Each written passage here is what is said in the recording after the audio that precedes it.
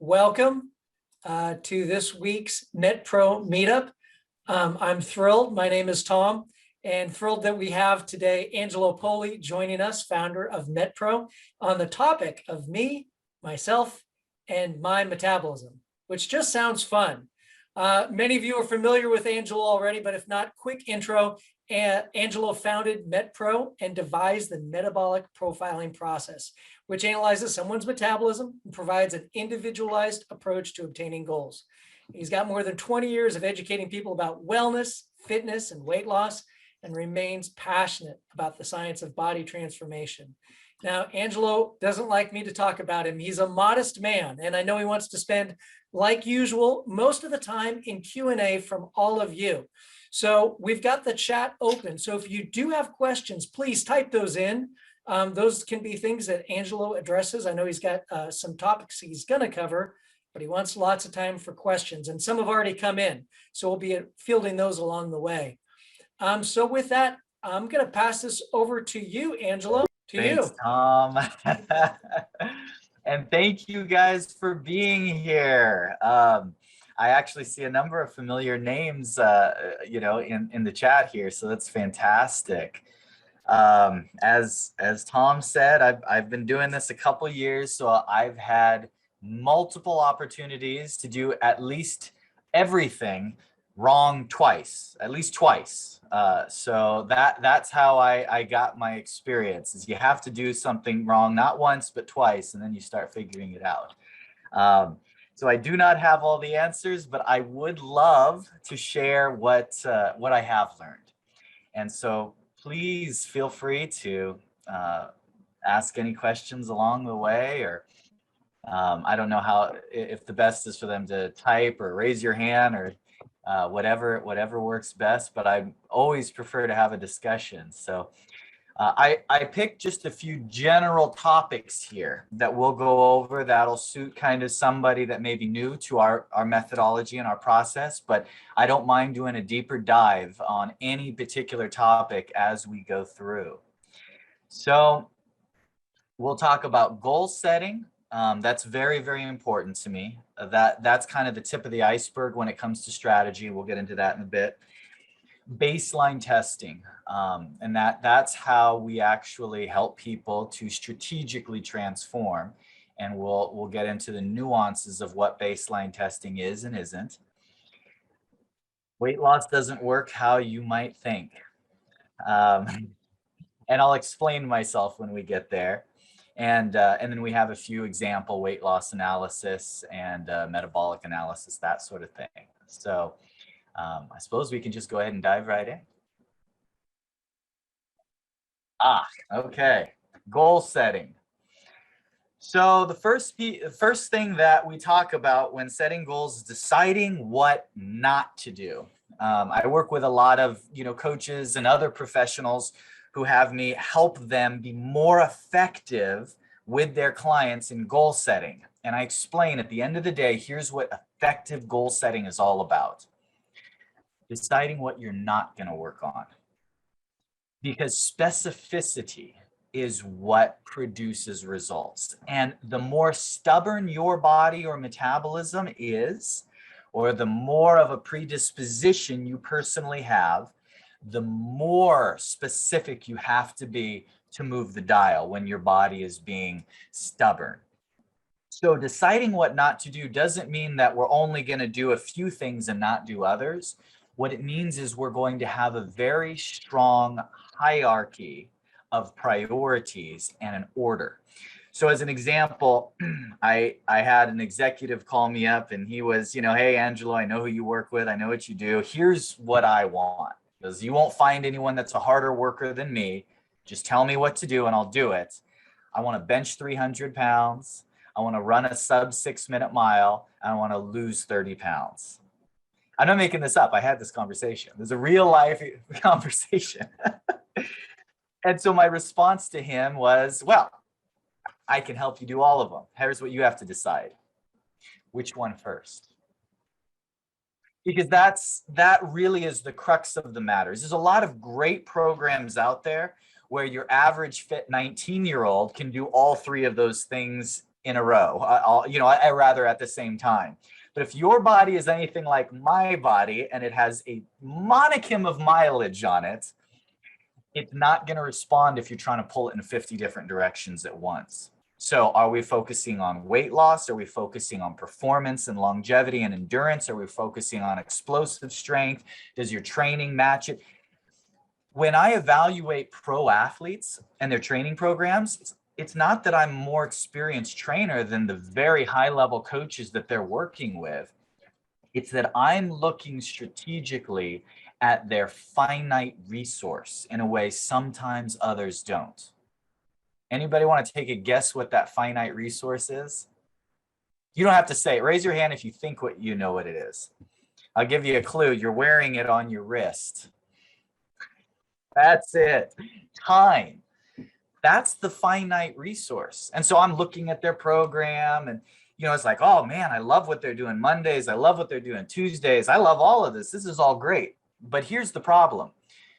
You said that your number one priority is this, or you want to make this weight for your sport, or you want to improve this area of your performance. And when I look at this, you got 12 hours of auxiliary activities that are all great. I love it all, but they're not directly transitioning to that goal that you want. That's why we're stalled out. That's why it's not optimal for you right now. So what we want to do is we want to identify what the priority is and then get all cylinders lined up and firing and everyone pushing in the same direction. That's how we get results. Now, part of that means that good goal setting considers your body type and fitness history. So for years, I've been explaining, I know you read this, I know you heard that, I know your coach said to do this, but here's your body type and here's why we're not going to go this way. I want you to do something different with your nutrition and with your fitness. Now, it's funny how in the industry trends swing. Now it's the other way around where I have people coming to me saying, well, here's my program because this is my body type. I'm like, no. That's great. But we've swung too far the opposite direction. So it goes first. What is your goal? Then we want to consider your body type. Because it doesn't do any good if, your body type responds this way, but your goal was to lift an extra 20 pounds in the squat.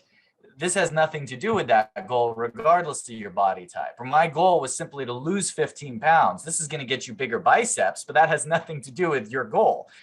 So we're looking at your goal and then your body type. And I want to explain what that is. Some media has turned that into kind of a trendy GIF where, is this your pear shape or this your apple shape? And then you've heard the more medical terminology, ectomorph, mesomorph, endomorph. Think of that as a reference point that relates to your genetic predisposition. This isn't an absolute.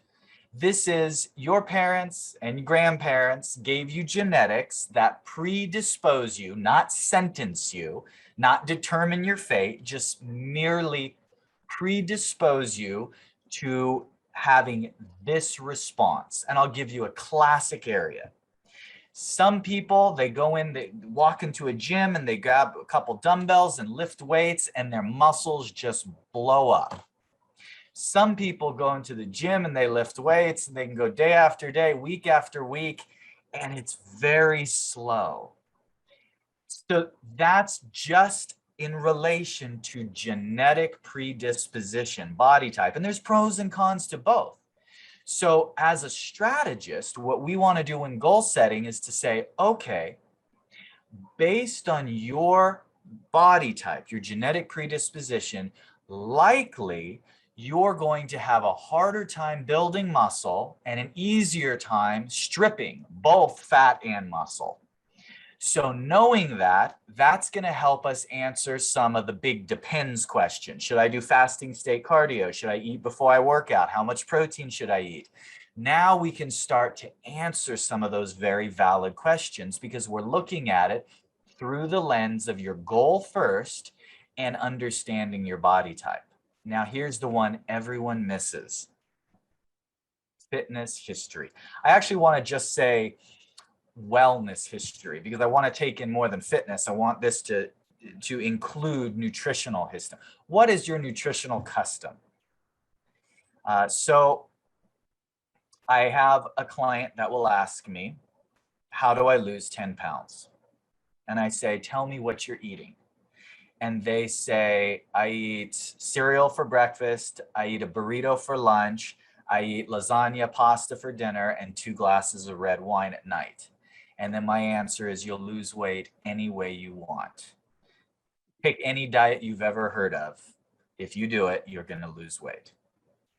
Then I have a client that says, how do I lose 10 pounds? And I ask them, what are you currently eating? And they say, I have an egg white omelet for breakfast with some sliced tomato. At lunch, I'm eating a little bit of black beans and some grilled broccoli and asparagus. And dinner, I'm having chicken and salad for dinner.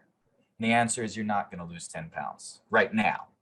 I'll get you there. We're going to lose 10 pounds. We're going to spend 4 or 5 weeks speeding your metabolism up, because there's absolutely nothing for me to take away to trigger weight loss that isn't simply starvation. And that doesn't work for anyone.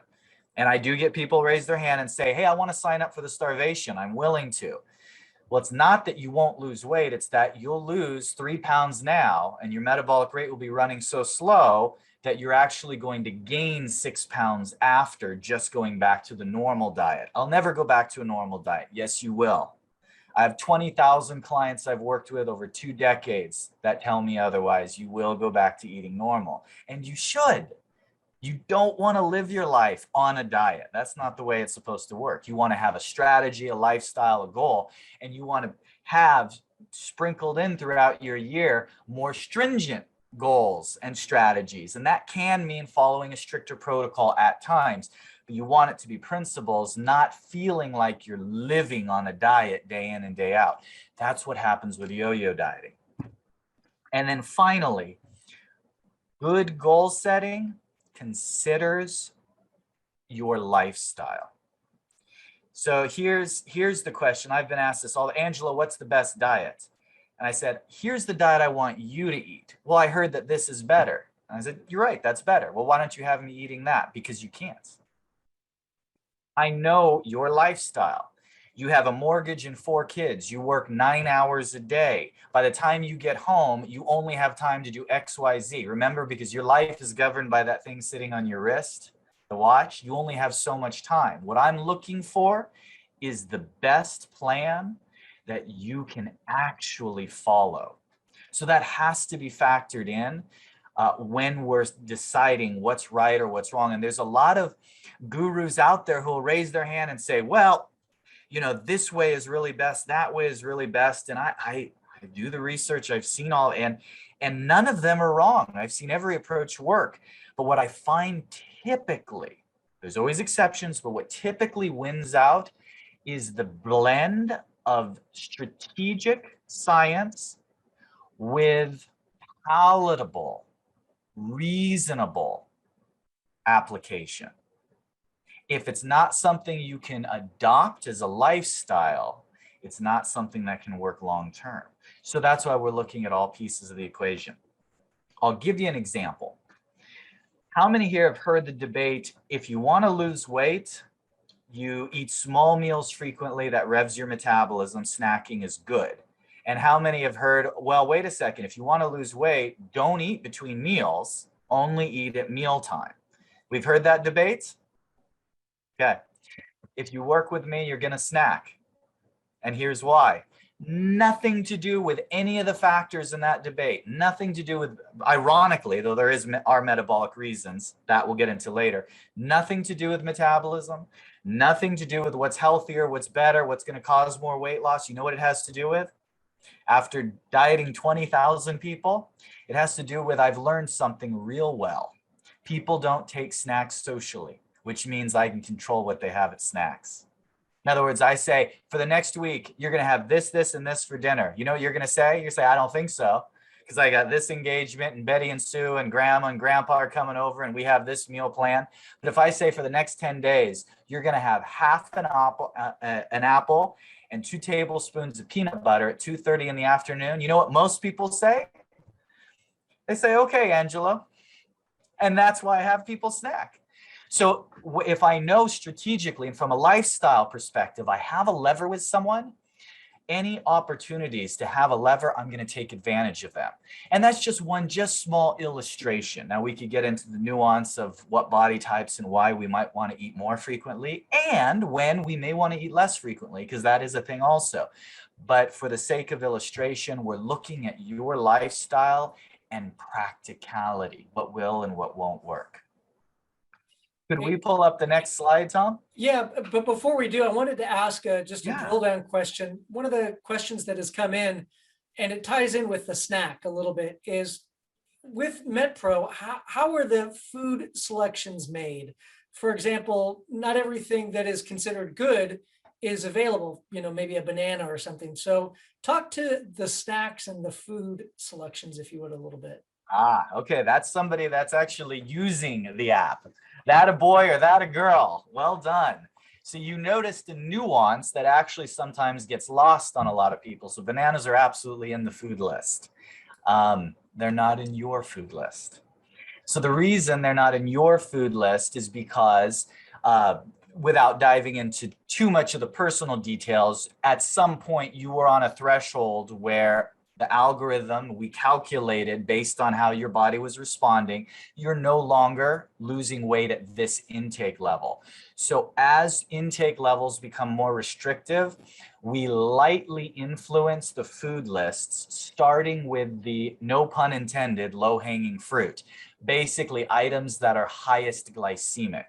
So we haven't taken off all high glycemic foods. We've just taken off the highest. And that in itself is absolutely not going to be the make or break with where deciding when you break through a plateau or if you lose another 10 pounds.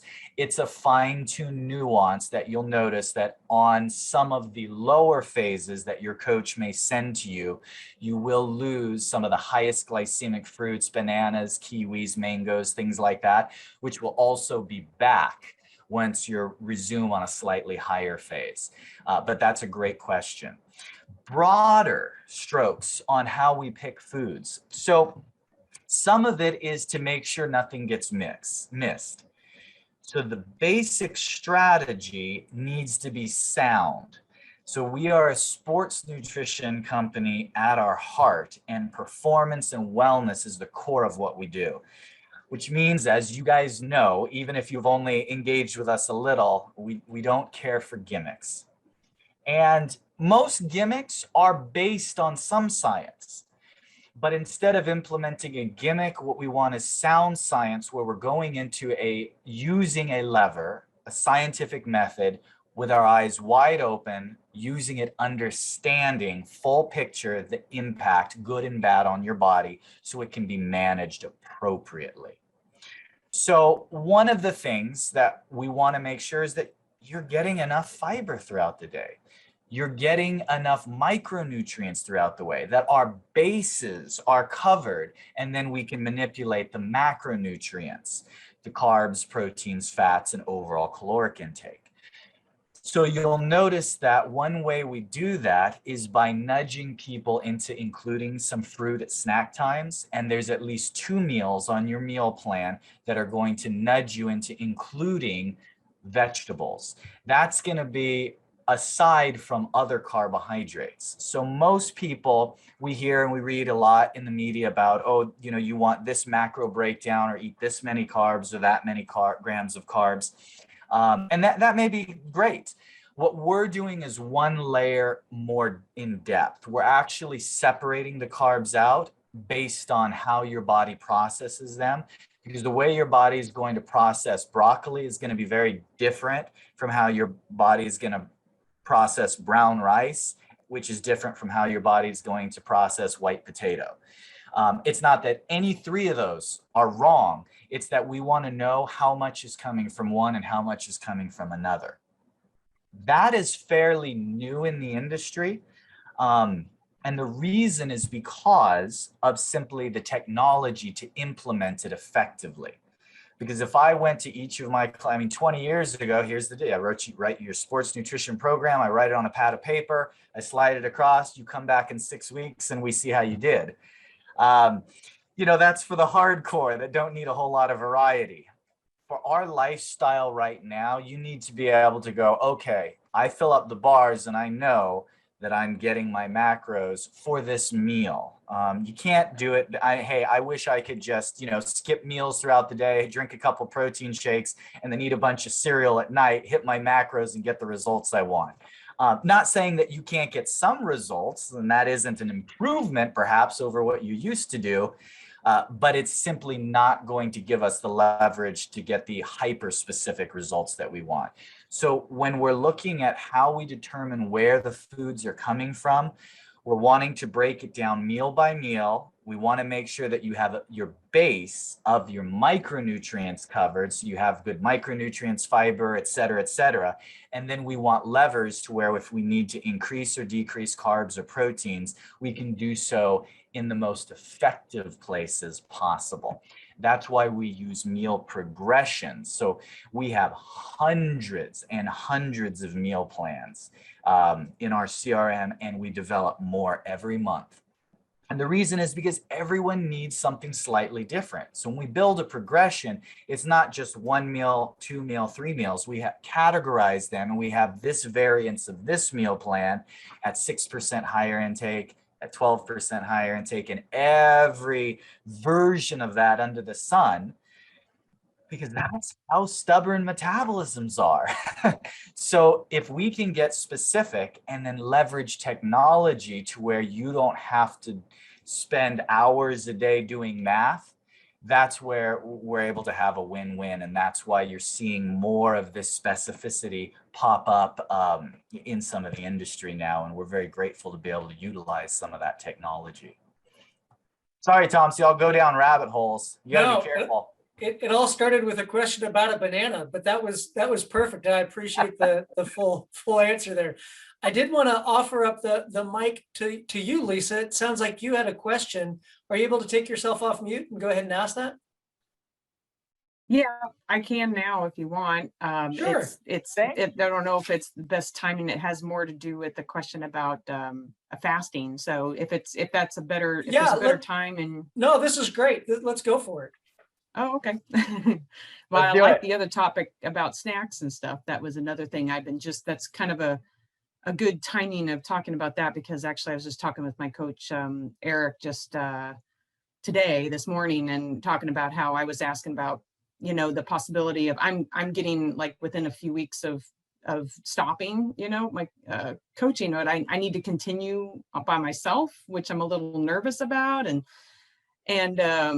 But I mean, I'm sure I can do it, but it's just, I have a lot more questions, and I want to kind of make sure I'm super clear with have a good feel and game plan. But so we were talking about how for my lifestyle, about I've been finding it hard to fit in 5 meals, including the 2 snacks, and not eating so late. I'm tired of some days eating dinner at 10 or something. It's just ridiculous, and I just would rather not. But in order to have the timing between the meals, and so forth, and then with being interruptions and just with work and whatnot, it ends up happening when I try not to have that happen. But I was talking with him about, having one snack, maybe not having the morning snack instead, and having one instead of 2. And a couple of the other coaches had chimed in last week about that question, about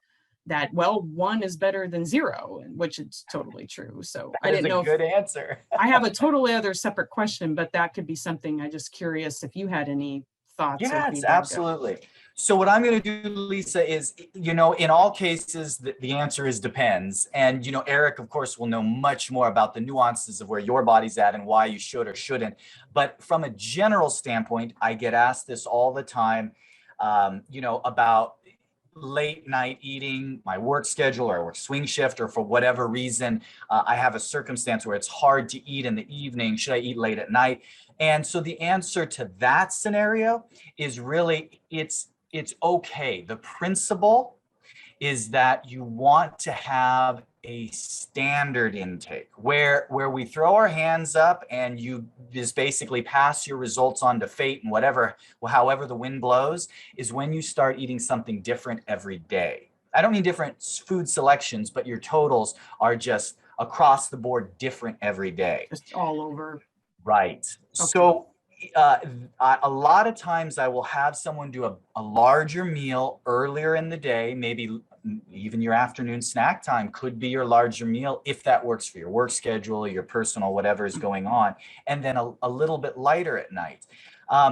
You know, we have many meal plans that are around 4 meals a day, and for that exact reason, like our coaches said, is one snack is better than none snacks. So 4 is good without letting your metabolic rate drift down. And if that is doable for you in a way that you can be consistent with, you can work based off of that. Now, here's the one caveat I will give you. The time where it will be to your advantage to put forth that extra effort, pack in advance, go through the extra time investment is when you're upregulating your metabolism. And here's why. You can absolutely upregulate your metabolism with 3 or 4 meals a day. It just works slightly better with 5 or 6. You know what? 6 meals a day, a lot of people can't maintain that. I have a lot of my athletes doing that, but a lot of people it does. It is a challenge, but usually they can do 5 or 6 meals a day for a week or 2, especially if I tell them well in advance, we're probably going to be doing it around this time. Give me 7-10 days. We'll prepare in advance. And so here's why. What happens when we add 50 grams of carbs? Well, for the average person, that might result in us gaining weight if we added 50 grams of carbs to dinner before we went to bed. Now, the odds of you gaining body fat are reduced by adding 50 grams of carbs when you split that 25 at dinner, 25 at lunch. The odds become reduced further when you go, 15, 15, 20. The odds are reduced further still. Do you see where I'm going with this? To where now, how much are you going to gain if you add 5 grams a meal? Now, that's just for illustrative purposes. But what it does is it puts your body in an environment where likely we can get more calories and carbohydrates pushed through you without corresponding fat gain. You might gain some muscle, depending on if you're triggering an adaptive response, lifting some weights, what type of hypertrophic training you're doing. But it gives us the best ramp for adding calories, which of course, why are we adding them? Well, people ask all the time, Angelo, I've had really good results on low carb dieting. Why are you putting carbs back? And I explain, because you've had really good results on low carb dieting, I want to do it again. So I'm putting them back so I can take them out, because you're already cut your carbs. So I can't play the same card twice. There's nothing to play. I'm pushing on the gas pedal and nothing's happening. So that's where it's all about evaluating to figure out what your levers are going to be and then building a strategy around that. So I'm not nervous when I hear you saying I can be consistent with 4 meals a day. I'm not nervous if you make lunch your bigger meal. What I would say is when you hit those plateaus and it's time to take 2-3 weeks and rev your metabolism, it's worth the effort. Pack in advance, something portable and low perishable, and get those extra snacks for a few weeks. That's it. And spread it all out. Right. Yeah. Spread it all out. I like with the upper end meals where, you have carbs in the dinner. And I was glad that my coach suggested that I can swap the afternoon snack with the dinner, when you have carbs in dinner. That was a great trick or a great idea, because that was nice to have the heavier meal or more earlier in the early evening, and then, have the smaller little snack, closer. You're getting me in trouble. I'm going to get hate mail from half of my clients that are like, why aren't you letting me do that? No, I'm teasing. That's great. No, that's great, Lisa. And that's a great strategy. Yeah, I like that. Now I understand. It totally makes sense of what you just said about that strategy when you're, being consistent, basically. And let's say though, if you're like 90-something% of the time you're consistent with that strategy, but like there's an event or something coming up where it's like a dinner event or something, and you have that one meal is going to be maybe a little bit higher than ideal, obviously, but you don't want to have too much of a gain or whatever. have you, I mean, it obviously just depends on a person, how they respond, of how to compensate for that on that same day or the next day, you know, there's various tricks I'm aware of, like the apple cider vinegar and just more movement and whatnot. But in terms of the meals, like even in anticipation of that day, if, you know, do you have any suggestions of like how somebody could go about maybe figuring out like what maybe would be best for your body to try to maybe Yeah. compensate, you know, less on intake on that day before or after or whatever? So, Yeah, and so we're actually going to cover some of that. So I do have a comment on that, but a different part of it for now. And then we're going to cover a little bit of that in a bit. But you said something that caught my ear. And so if you're 90-something% adherent, you know what I want you to do when you do have the times that you're off track? Mhm. Nothing. If you're 90-something%, now, most people are not 90-something% adherent. Mhm. That's not some personal philosophy or some theory. We have what's called the NAS charts, where we can see averages over time. I've been doing this for 20 years, and I have had 2 clients that have hit 96% adherence for any sustained amount of time. Really? So I guess that's why Eric says I'm 100%, or I'm an A student, I guess. So it's unusual. Like it sounds like it's unusual. It is. And I'm not saying that's not the case, but if that's the case, then you don't need to worry about it. In fact, I'll go a step further and say, if you can pull out your calendar and say, here, here, and here, I'm going to have an off meal. I want you to have those off meals, because none of this is worth it if you can never have a cheat meal. Now, that reasonable. I'm all about practicality. If you're like, my wedding's in 3 weeks and I want to be at this weight, or this, you know, outfit I'm going to wear, or I have this photo shoot or I have this event, that's different. I mean, put down the graham crackers. We got a goal here. We're going to be serious. But as a lifestyle, you got to give yourself some leeway and have enough of those breather social engagements to where the key is that, all things being equal, you drift back into your routine, not just slide further and further and further away. So good questions. I really appreciate it. Tom, could we? Oh, go ahead. No, I got another question for you, Angela. I'm going to we're not moving on. We're getting lots of good questions here. And here's one that I want, and it kind of dovetails in with Lisa's question. I think it's, you know, the timing of, you know, number of meals and snacks and all. And this is one of the questions is, you know, there's other companies out there, we know. MetPro, of course, is unique. And some are promoting eating carbohydrates pre-workout and eating protein post-workout in order to kind of teach the body, you know, how carbs are burned and not to be turned into fat. And I guess question for you is, what kind of science is behind that? What's your opinion on that? And especially, you know, given your experience working with so many athletes, what's your experience and thoughts? There's nothing wrong with that. So what you have is a little bit of marketing vernacular in there, and a little bit of science in there. That science falls under well, it depends. What's your goal, body type, and what's your fitness culture, current nutrition like, as to whether or not you should do pre-workout fueling. Specifically with carbohydrates, we want to look at your body type and goal and not make a mistake there, because that can derail you pretty quick if you do it and you shouldn't be. And post-workout protein, you want to look at the overall. So this kind of comes back to, if you're only eating 2 times a day, then yeah, you probably should be having some post-workout fuel. If you're, for example, on a meal phase, if your coach has you on a phase right now that's eating 4 or 5 times a day, you already have a post-workout refuel meal, because any time of day, that next post-workout refuel meal is coming within the hour. So all of those things need to be looked at, but that's not uncommon to have a post-workout recovery meal.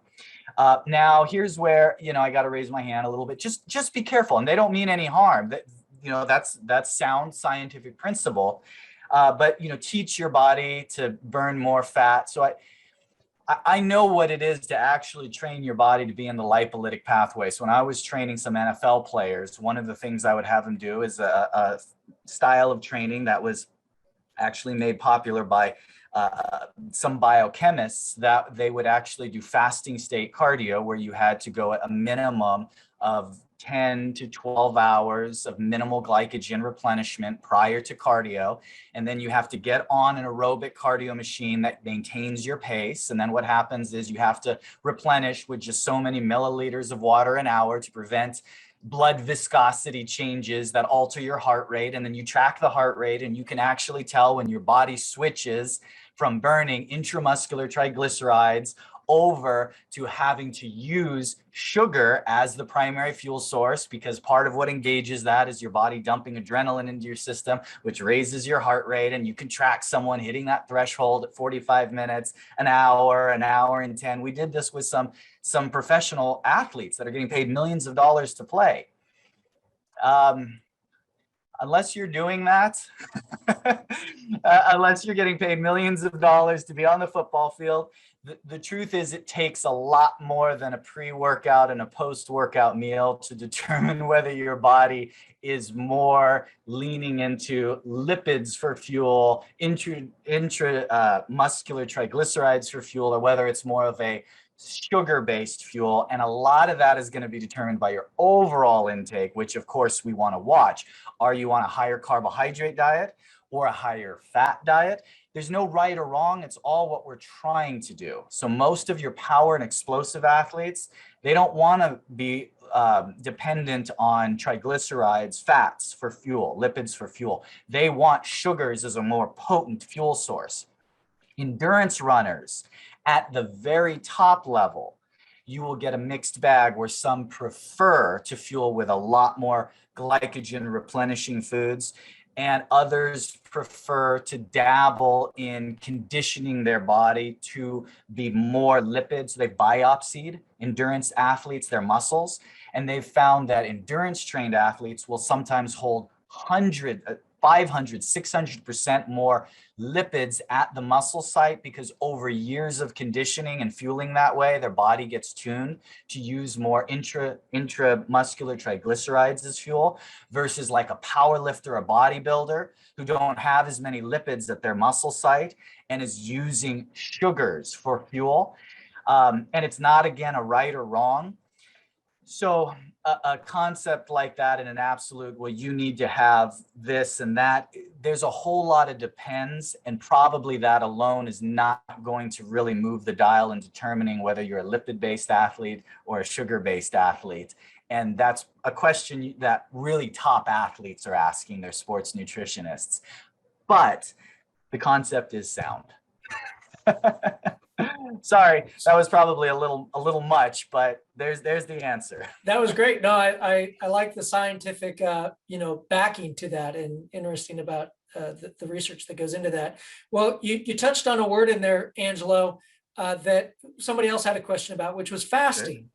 And this question was posed about fasting, and this individual's heard a lot in the news media, as have I, and I'm sure you have as well, about longevity and health as it relates to fasting and some of the benefits pertaining to that.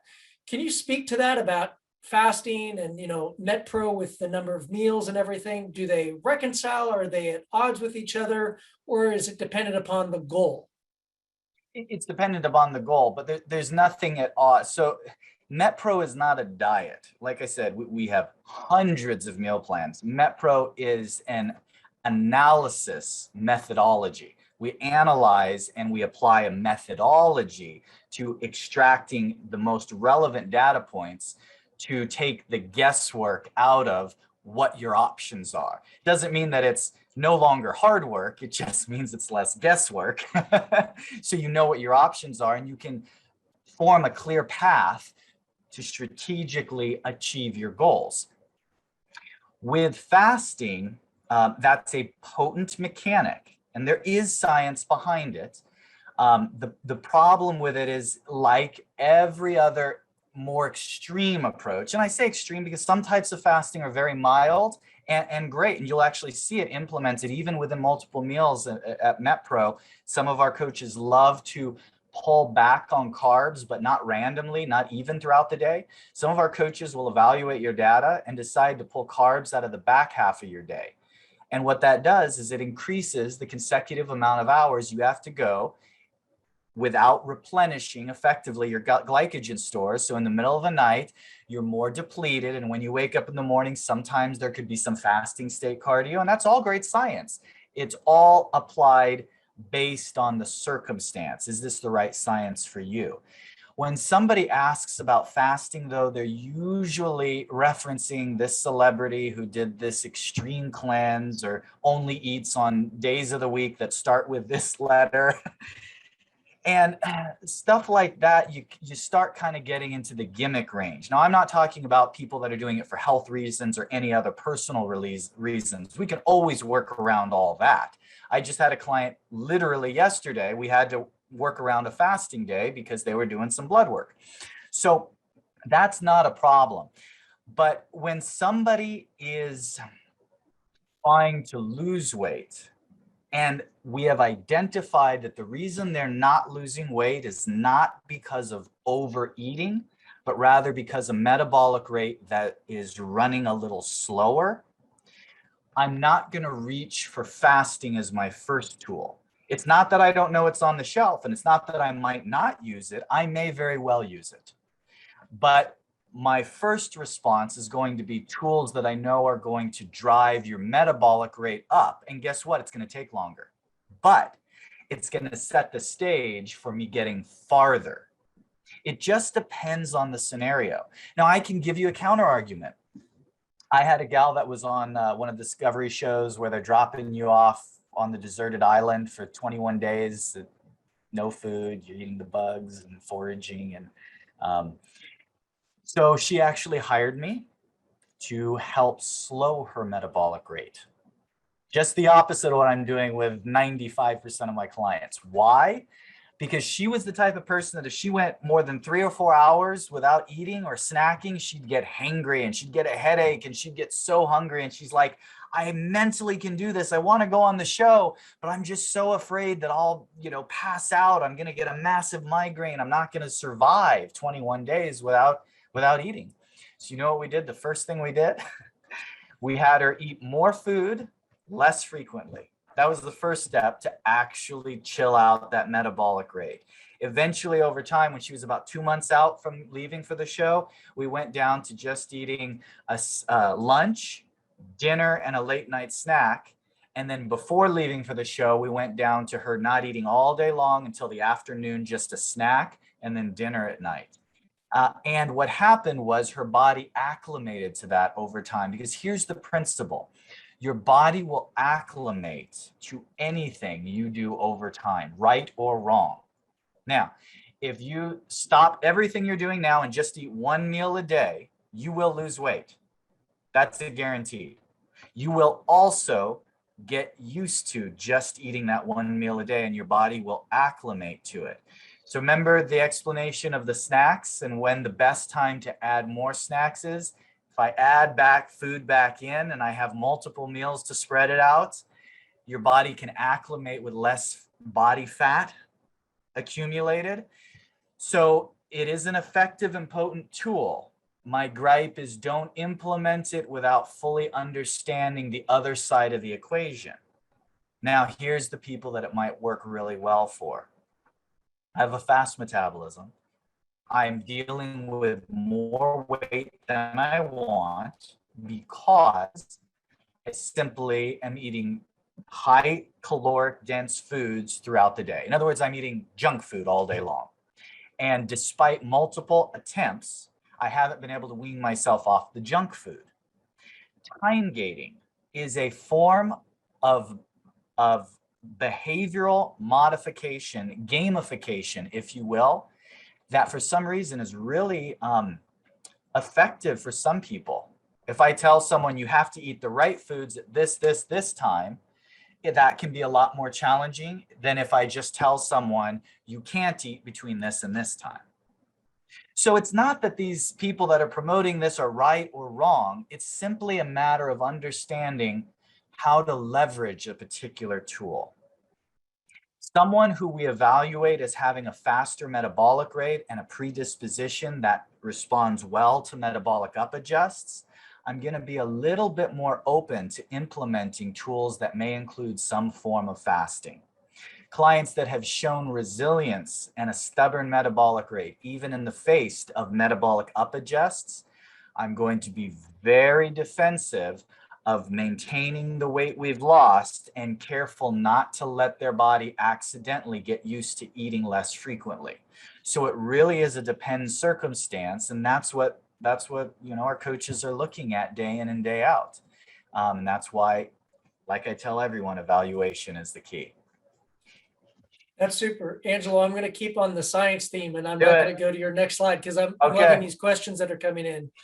This was one on the science theme of endocrinology. So this person asked, I've heard that endocrinology plays a large role in weight loss, especially cortisol. How do we reduce cortisol and stress if losing weight in itself is a stressful task? That is a fair question. I'll give you a fair answer, and the answer is I don't know. When you figure out how to reduce stress, come teach me. That is the challenge, right? So does stress and does endocrinology play a role? Yes. Here's the bad news. The bad news is people asking me, well, my hormones say I'm doing this or that, are hoping that I'll say, oh, well, because your hormones are doing this, if you eat more avocados, you'll lose weight faster. No, it just simply means all the science that we do with every one of our clients every day, day in and day out, just becomes that much more important that we really get it right and we implement the lifestyle, the nutrition, the training strategies that we can control, because there's a number of things that you can't control. For example, if anyone says, oh yeah, hormones don't matter, you're probably not a woman who's gone through menopause, because if you were, you would know hormones definitely matter. But here's where we're going with this. So do we say, well, my hormones are affecting me and I've gained weight because of them, so that means why bother eating clean and exercising? No, it means it's even more important that we do what we can do.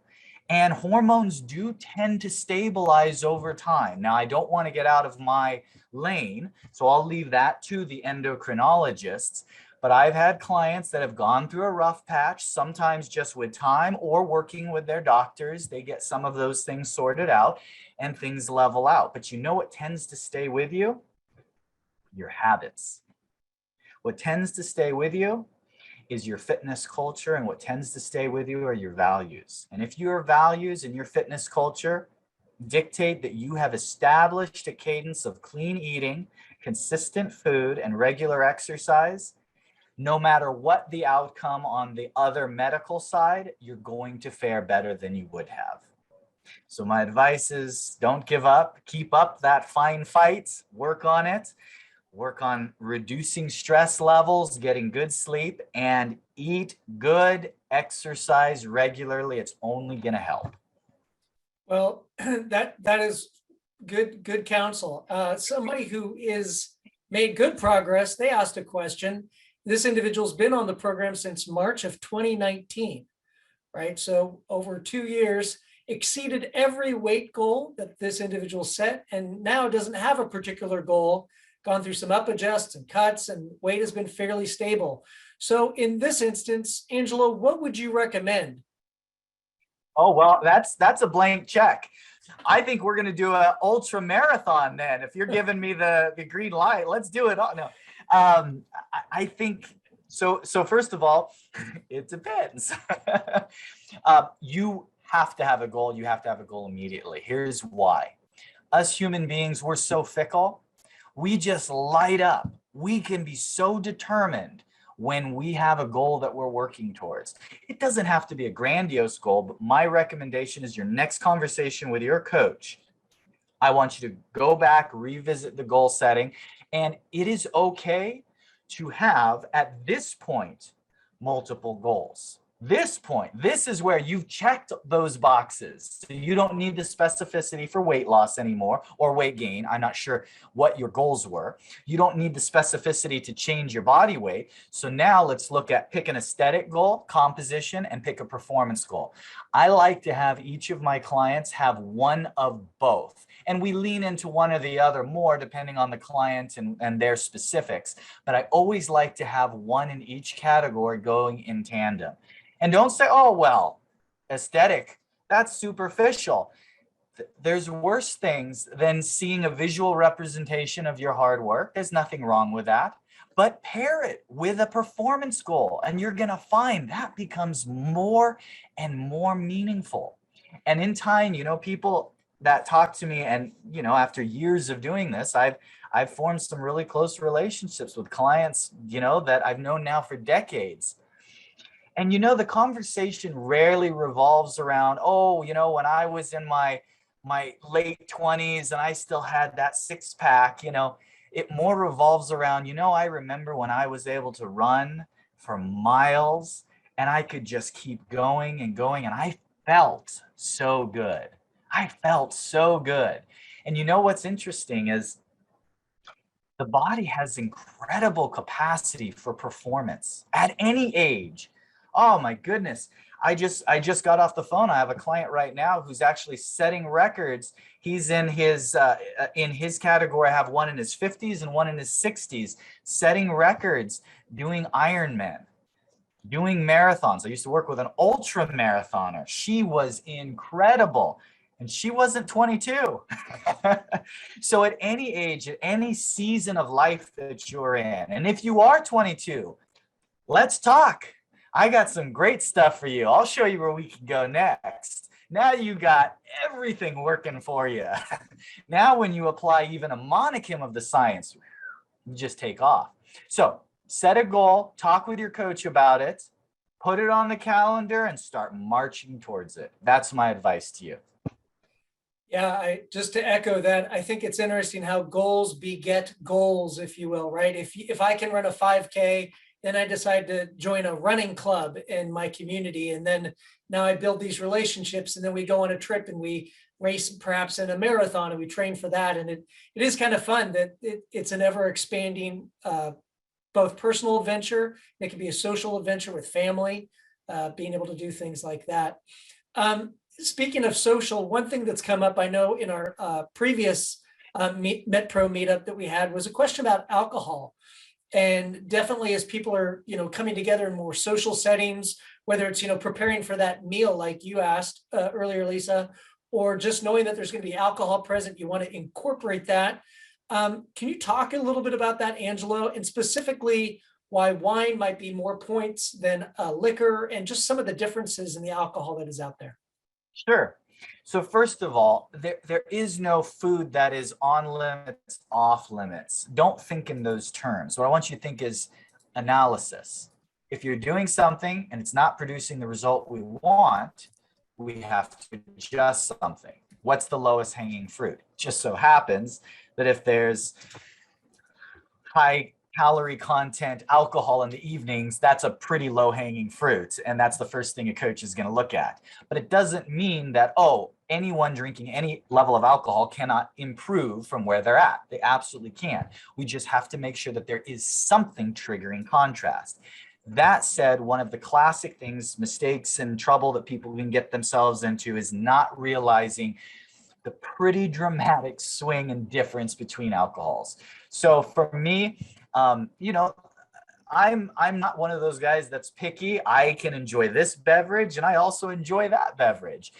And what some people don't realize is this one really, you get kind of the worst of the worst. So I'll give you an example. Margaritas, pina coladas, mixed drinks, especially if you add in a dose of salt. So you're getting the alcohol, which is more calories per gram. And of course, just alcohol has a chemistry to it that impacts your body a little differently than all other macronutrients. Then you're getting the sugar from the fruit juice, and all of the calories there. And then just for extra dose, you're making sure that your body holds on to all of that water because of the salts triggering that retaining response. So you might be shocked if the next morning you wake up to a couple extra pounds of yourself on the scale. Doesn't mean it's there forever. Doesn't mean you've done the unthinkable. Just the difference between that and if you were to have a hard alcohol, particularly a clear hard alcohol, tends to have the least impact on your body.